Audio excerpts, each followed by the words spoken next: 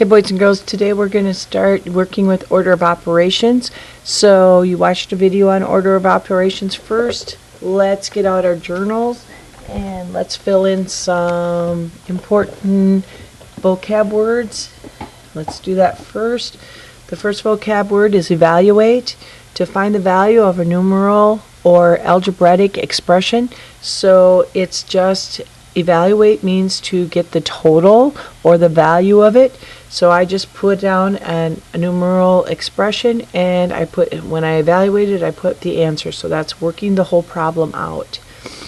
Then we worked on order of operations. In math, you have to do things according to the rules, or we're going to get a lot of different answers, and then there's going to be a lot of different confusion on who's right or wrong. So the mathematicians have made an order of operations, and we need to follow that when we do any with more than one order of operations. So I always think of it as the math kingdom, and here is the king. He's in charge of everything. He tells you have to do parentheses, brackets, braces, and then exponents, and you need to do them in that order. And then when the king's done giving his orders, the queen gets to start giving her orders. And she says, multiply and divide from left to right. So just like we read, we do math problems from left to right. Then the servant gets to finally kick in, and he says to do adding and subtracting from left to right. Now you don't have to think of it as a kingdom. You just need to know these rules. Let's get these down. It's really hard to read them off my sheet here, but I have a big poster in front of the classroom that you can go grab and write them down so that you can keep track of those. Once that's done, then I want us to get started on our lesson. And it has a story problem to start with, because that's real life. A bread recipe calls for 4 cups of wheat flour and 2 cups of rye flour.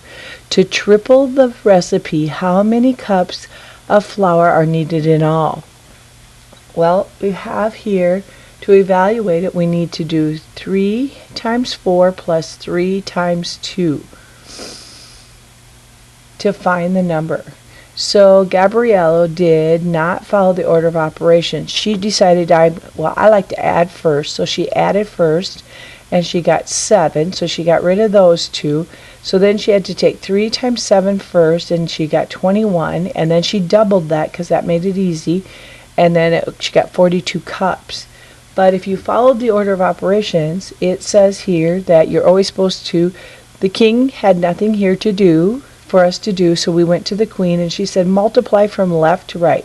So we multiplied 3 times 4, and we got 12. Then we had to go over here, and remember in the video before it said always multiply the number right before the multiplication sign. So 3 times 2 is 6.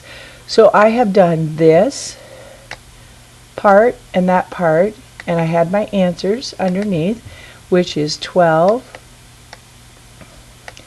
and 6, and the only thing I don't have left to do is drop down my addition symbol. So now I know that my next step is to add or subtract from left to right, and I did that, and I got 18. So she needed 18 cups. I don't think her bread's going to turn out if she used 42 cups instead of 18 cups of flour. So we're going to evaluate with expressions now, an expression with parentheses. To evaluate an expression with parentheses, follow the order of operations. Perform the operations in parentheses first, multiply from left to right, then add and subtract from left to right. So each batch of granola Lena makes 3 cups of oats, 1 cup of raisins, and 2 cups of nuts. Lena wants to make 5 batches of granola. How many cups of oats, raisins, and nuts will she need in all? So we write the expression. We know she needs 5, but first we have to add together how many of each one of those we need. So because the parentheses are there, now the king is in charge. He says do these first. So if we do that first, we get 6. Our next step is the queen, and she says to multiply from left to right. So now we're going to multiply 5 times 6, and we get 30. So she needs 30 cups in all. our equation would not change that much if she wanted to make 4 batches. We would still figure out how many cups of nuts, raisins, and oats she needed for that batch. But we would change it to times 4. So I would replace the 4 would replace the 5. Alright, next page please, or next part please. Now we're going to rewrite the expression with parentheses to equal the value.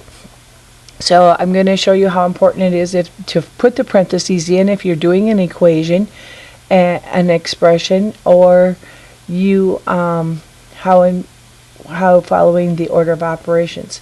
So they first want us to take 6 plus 12 times 8 minus 3, and we want the value of 141. So we're going to evaluate the expression without parentheses. So let's grab our whiteboards and let's try this. Okay, I wrote it on the board, and they said to multiply, do parentheses, there isn't any, so we're going to multiply first. So 12 times 8, we're going to do that step first because it said to multiply first. So if we do 12 times 8, I know that is 96. So I did that part. I'm dropping down the rest of the equation, and now it says add and subtract from left to right.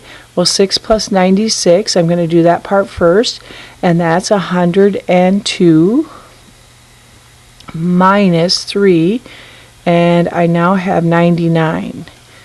Ooh, if I look back on my worksheet, that's right, it is 199, but I wanted the value of 141. So how can I redo this? Where can I put parentheses to tell me to do something first? Well, if I'm going to do it again, and this is why I love order of operations, so I always do it on a whiteboard because your answer may change several times. So I'm going to try. I know that doing multiplying it didn't work to do that first, so I'm just going to try doing this first. So 6 plus 12 is 18. Now I'm going to follow the order of operations, and the Queen says to multiply next, and 18, and if you're not sure, we can use scratch. 18 times 8 is 64, 144, so I'm going to put that down here, minus 3, and if I do that I get 141. Now notice how I just kept rewriting and crossing out the one part that I did. That's how I'm keeping track. Am I dropping down what I need to drop down? I think it's really important to be organized as you're going, and that way we can see, did it match up to 141? Yes. Worked out pretty easily here. So let's go back to our worksheet, and did we get it worked like they did? Yes. So put that on your board, please. Work it that way, what you did on your board. If we look at this one now, 5 plus 28 divided by 7 minus 4, and we want the value of 11. So if we try to do it without parentheses, we have to do 28 divided by 7, and we are going to get, so I take the time and do that please, and then we'll check our answer.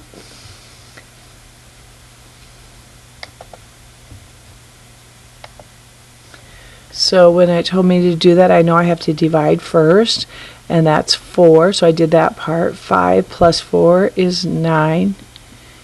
Did that part, minus 4, that's 5. That did not equal 11.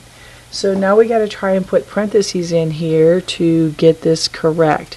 So let's just start all over again, and let's see. I want to try and put 28 divided by 7.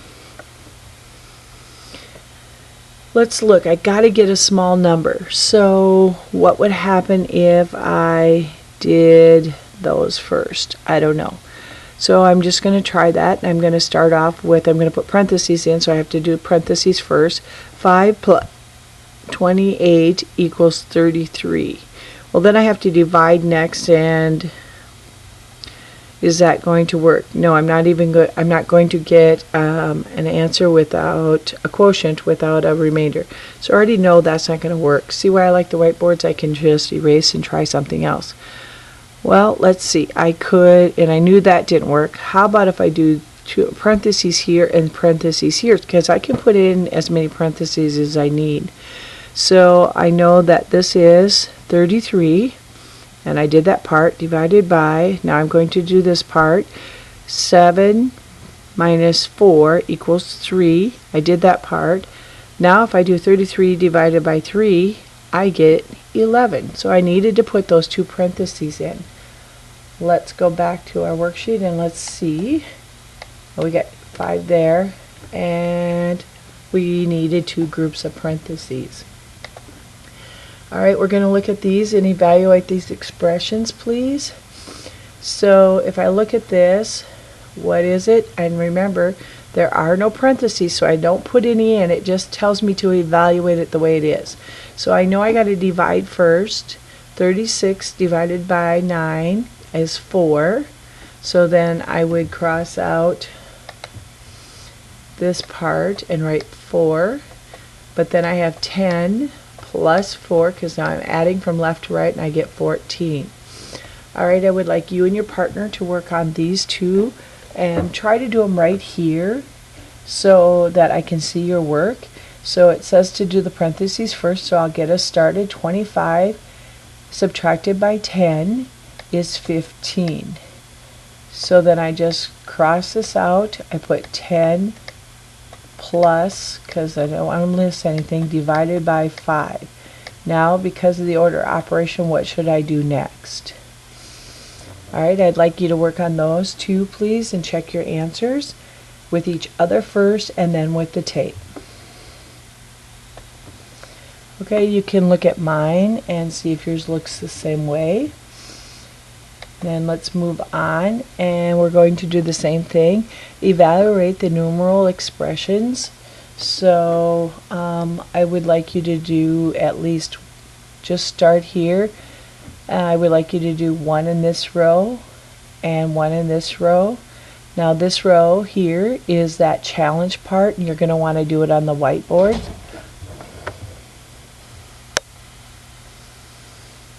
Okay, so in this part, you have to rewrite the expressions and put equal signs in. So my suggestion to you is to do this part on the whiteboard until you get it to total 2.